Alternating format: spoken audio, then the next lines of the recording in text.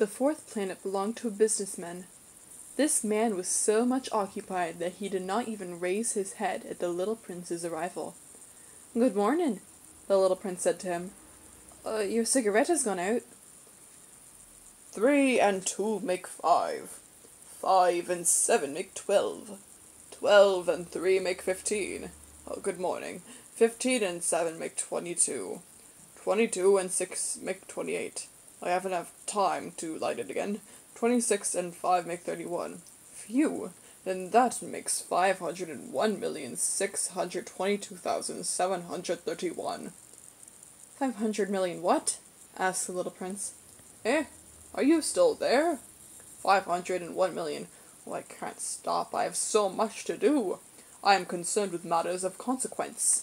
I don't amuse myself with balderdash. 2 and 5 makes 7. 501 million what? Repeated the little prince, who never in his life had let go of a question once he had asked it. The businessman raised his head. During the 54 years I have inhabited this planet, I have been disturbed only 3 times. The first time was 22 years ago when some giddy goose fell from goodness knows where. He made the most frightful noise that resounded all over the place, and I made 4 mistakes in my addition. The second time, 11 years ago, I was disturbed by an attack of rheumatism. I don't get enough exercise. I have no time for loafing. The third time, well, this is it. I was saying then 501 millions. Millions of what? The businessman suddenly realized that there was no hope of being left in peace until he answered the question. Millions of those little objects, he said, which one sometimes sees in the sky. Flies? Oh no, little glittering objects. Bees? Oh no, little golden objects that set lazy men to idle dreaming. As for me, I am concerned with matters of consequence. There's no time for idle dreaming in my life. Ah, you mean the stars? Yes, that's it, the stars.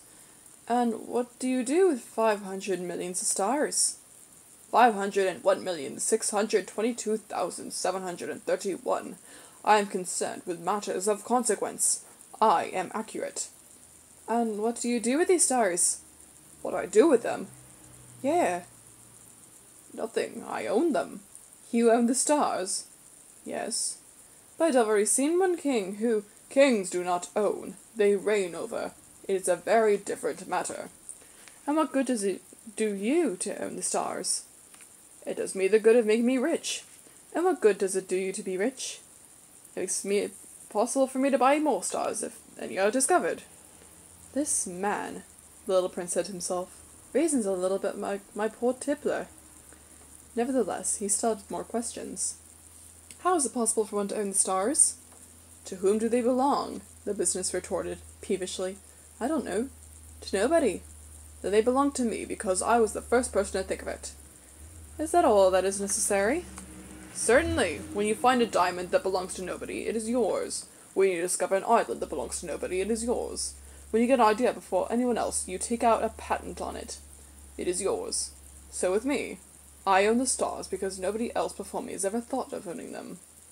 Yes, that is true, said the little prince. And what do you do with them? I administer them, replied the businessman. I count them and recount them.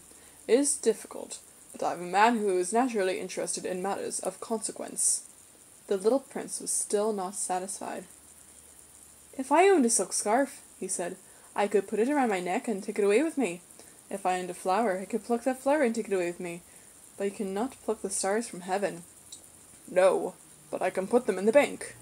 Whatever does that mean? That means I can write the number of my stars on a little paper. Then I put this paper in a drawer and lock it with a key. And that is all? That is enough, said the businessman. It is entertaining, thought the little prince. It is rather poetic, but it is of no great consequence. On matters of consequence, the little prince had ideas which were very different from those of the grown-ups. I myself own a flower, he continued with his conversation with the businessman, which I water every day. I own 3 volcanoes, which I clean out every week, for I also clean out the one that is extinct. One never knows. It is of some use to my volcanoes. It is some use to my flower, that I own them. But you are of no use to the stars. The businessman opened his mouth, and he found nothing to say in answer, and the little prince went away. "The grown-ups are certainly altogether extraordinary," he said simply, talking to himself as he continued on his journey.